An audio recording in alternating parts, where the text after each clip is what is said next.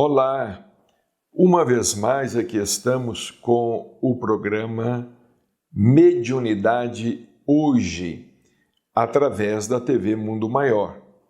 Como sempre, o nosso carinho, as nossas melhores vibrações de saúde e paz a você e a toda a sua família. Temos falado sobre a obra mediúnica de Chico Xavier. Agora, no próximo mês de abril, dia 2 de abril, estaríamos comemorando, a data de nascimento de Chico Xavier, 2 de abril de 1910. Como ainda neste ano, no dia 30 de junho, estaremos recordando os 20 anos da desencarnação de Chico Xavier.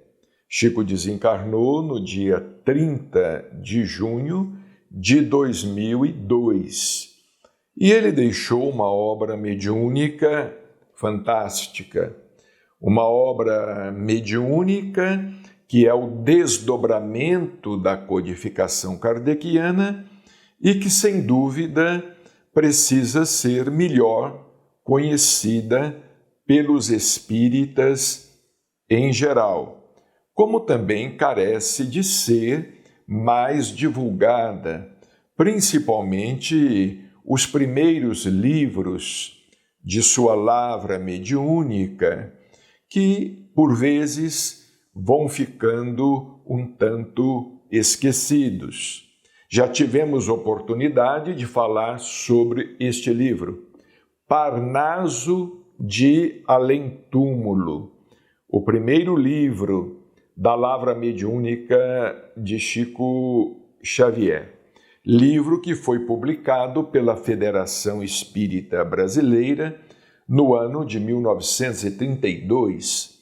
Chico Xavier, então, estava com apenas 22 anos de idade, estava começando a sua trajetória mediúnica no campo da literatura, de vez que, como médium psicógrafo, ele começou a trabalhar com 17 anos de idade, no dia 8 de julho de 1927.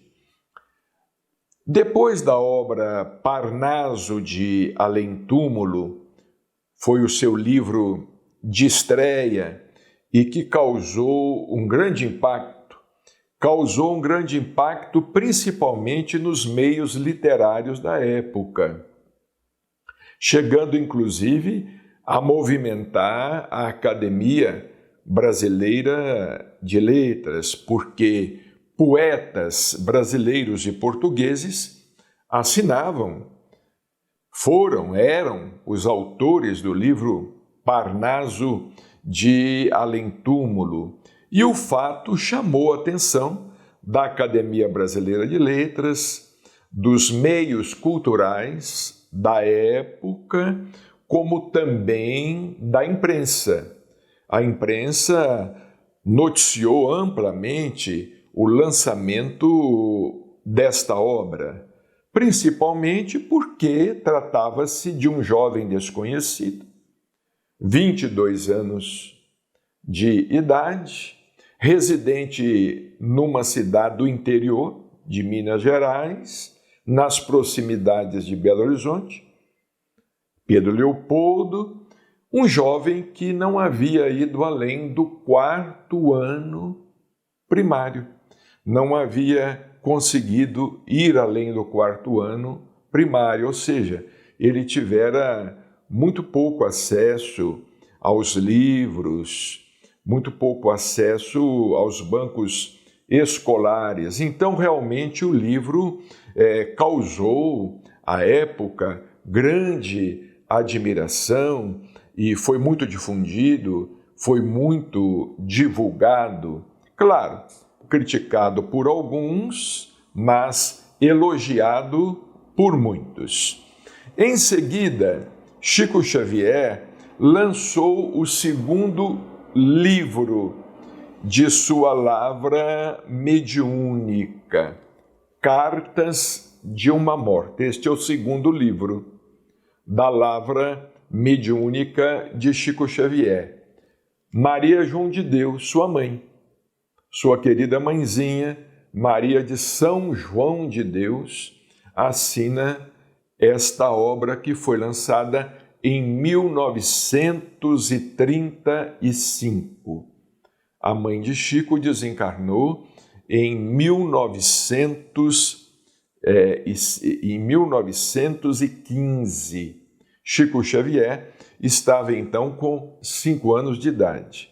Ele nasceu em 1910, Dona Maria João de Deus desencarnou em 1915 e em 1935, pela editora LAC, Livraria Espírita Allan Kardec, surge esta obra extraordinária, Cartas de uma Morta, que é o segundo da lavra mediúnica de Chico Xavier. E nós consideramos este livro um livro precursor das obras de André Luiz, que André Luiz passaria a escrever através de Chico Xavier em 1943, com o lançamento da obra Nosso Lar. O prefácio é de 3 de outubro de 1943, dando início àquela famosa série, a série Nosso Lar, a série Vida depois da morte ou além da morte. Este livro de Dona Maria João de Deus é um livro precursor, porque ela nos traz aqui diversas informações a respeito de sua situação no mundo espiritual. Ela começa a esboçar o mundo espiritual, a detalhar como é a vida no mundo espiritual. Por exemplo, no capítulo 17, ela diz aqui: meus pulmões respiravam e meu coração pulsava. Vejamos bem, ela nos leva a deduzir que o corpo espiritual ou o perispírito também possui órgãos. É composto, é constituído por órgãos. Nós, às vezes, imaginamos que o perispírito seja um corpo vazio, seja um corpo não possuidor de órgãos. Mas ela, em seu depoimento, referendada por André Luiz, 8 anos depois, em 1943, ela nos fala que os seus pulmões respiravam e o seu coração pulsava. Ela diz aqui: em minha condição de alma pouco evolvida, iniciei, pois, a vida de após a morte, nesse ambiente do espaço que descrevi nas páginas anteriores. Decorrido o tempo inolvidável em que divisara a figura sublime daquele mentor espiritual que viera caridosamente balsamizar as minhas feridas e as daqueles que formavam a grande turba de meus companheiros pela saudade e pelo sofrimento, embora me sentisse relativamente feliz, pressentia o coração pungido pela angústia da distância, que me separava do mundo que eu deixara. Então ela começa a descrever as suas sensações, as suas emoções, a saudade que ela sentia de casa, a saudade da família, dos familiares. Ela diz aqui: os laços afetivos, os hábitos, os pequeninos nadas de minha existência estavam inteiramente comigo. Um dos meus primeiros pensamentos de estranheza foi o de compreender que havia morrido e, ao mesmo tempo, conservar o meu corpo, o qual, segundo o bom senso, fora entregue à terra. Constatei que os meus pulmões respiravam. Vejamos, ela escreve aqui textualmente, claramente, diretamente, sem subterfúgios. Constatei que os meus pulmões respiravam e o meu coração pulsava com absoluta normalidade. Ela se referindo ao perispírito. Ela se referindo ao corpo com o qual o espírito sobrevive. É claro, o espírito é essência, o espírito é energia. Se assim podemos dizer, é uma energia intelectualizada, é uma energia pensante, mas ainda dispõe de corpo espiritual, ou de diversos corpos espirituais, dos quais ele vai se despojando gradativamente à medida que avança, à medida que evolui, à medida que sobe, ele vai deixando os seus corpos espirituais mais pesados para que um dia ele se possa reconhecer na condição de espírito puro. E ela conclui o capítulo. Os capítulos deste livro são curtos, são muito fáceis, escritos numa linguagem direta, com palavras muito fáceis. Ela diz aqui: tais pensamentos afligiram-me, preocupava-me apenas o isolamento em que me encontrava naquele ambiente, para o qual fora arrebatada sem um preparo prévio. É verdade que me via envolvida numa onda de simpatia por parte de quantos se abeiravam de mim. Todavia, a minha angustiosa estranheza crescia a ponto de me fazer chorar. Vejamos bem, ela escreve este livro, Cartas de uma Morta, com a assistência de diversos amigos espirituais, de diversos benfeitores espirituais que receberam no limiar da nova vida. Dona Maria João de Deus, em sua última existência na Terra, havia sido uma mulher muito simples. Ela era lavadeira, não tivera também oportunidade de estudar muito, mas evidentemente fora do corpo, quando se viu fora do corpo físico, ela readquiriu conhecimentos de vidas anteriores que permaneciam com ela, porque não perdemos o que conquistamos, o que aprendemos, tudo permanece conosco.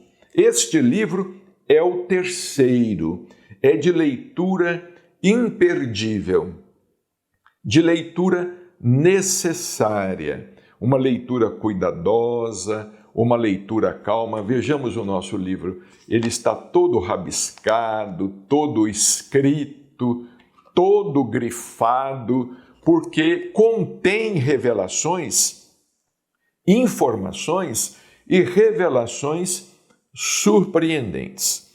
Em seguida, Chico Xavier lança o terceiro livro.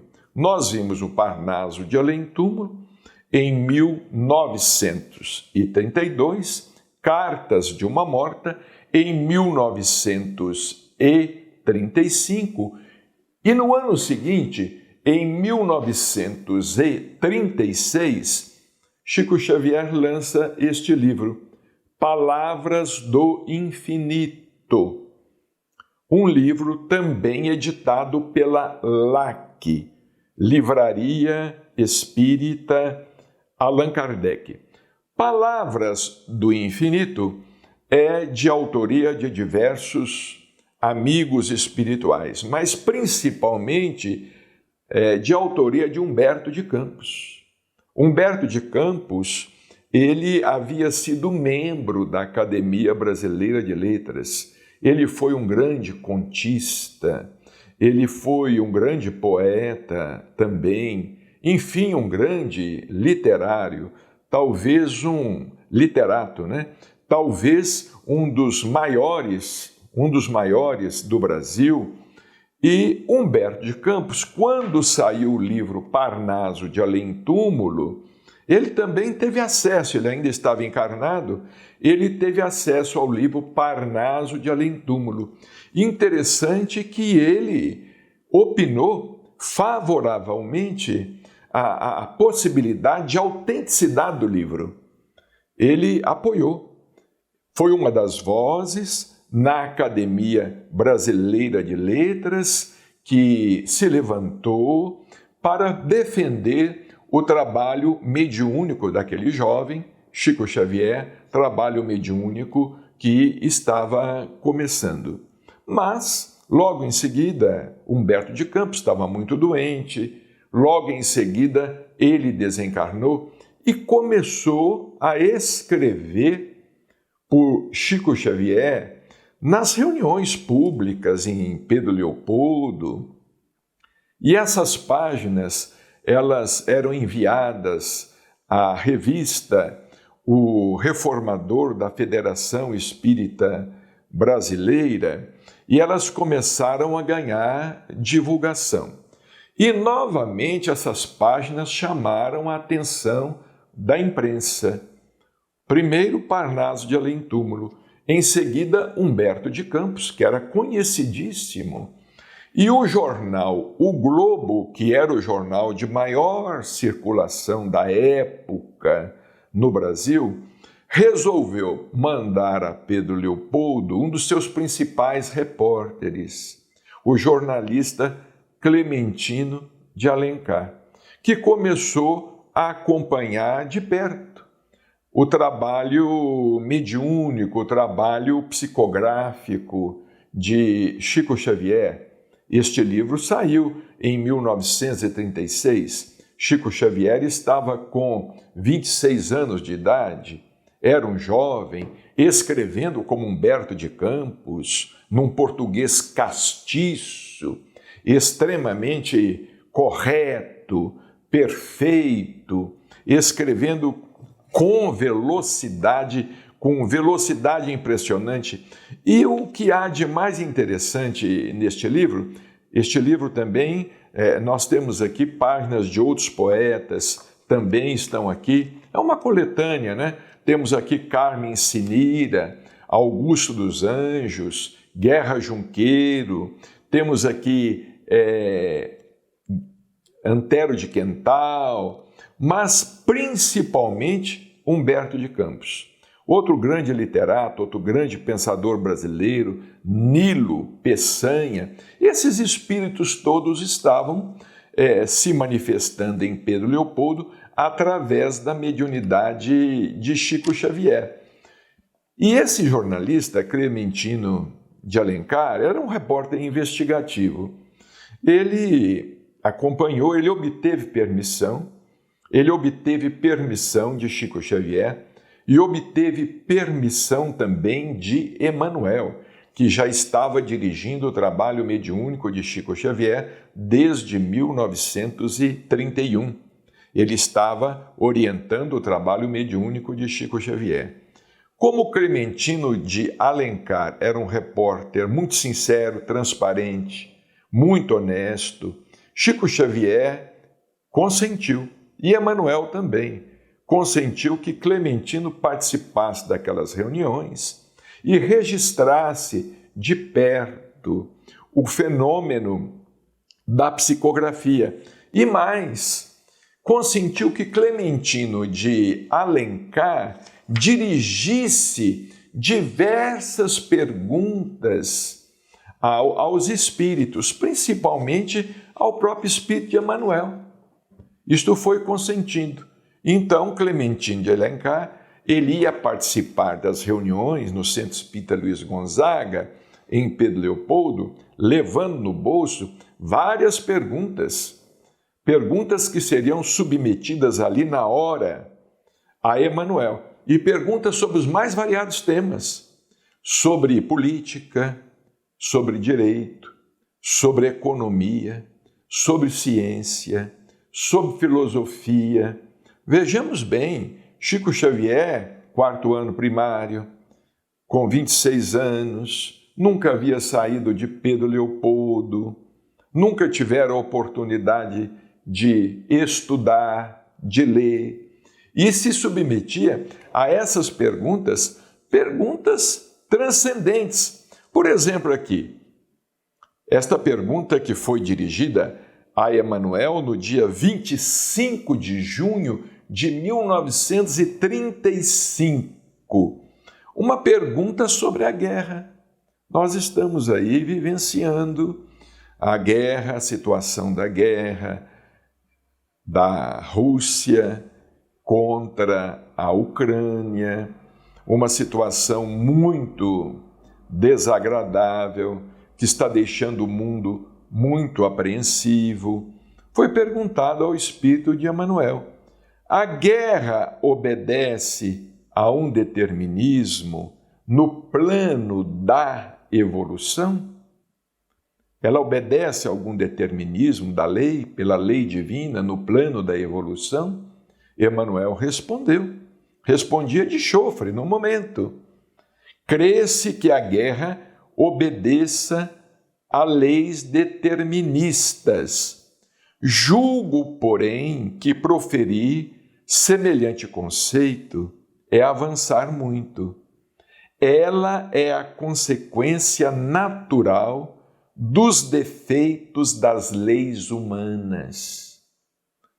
A necessidade imprescindível do momento do mundo é a solução do problema educativo. Faz-se precisa a educação pessoal e coletiva. Da primeira decorre o progresso particular. Da segunda, a evolução do mundo e das suas leis. Então, Emanuel deixa claro que a questão da guerra é uma questão que obedece à consequência natural dos defeitos das leis humanas, ou seja, imperfeições humanas. A guerra é fruto da imperfeição humana.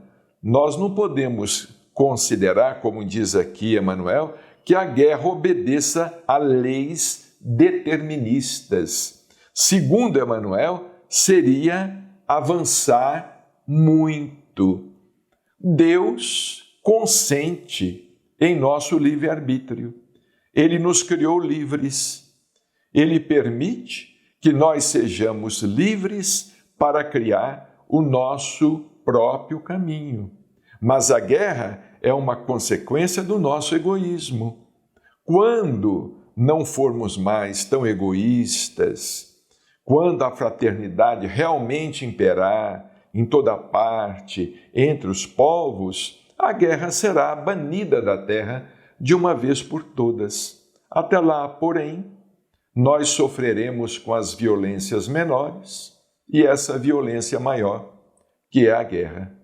O nosso abraço, o nosso carinho e até o nosso próximo programa.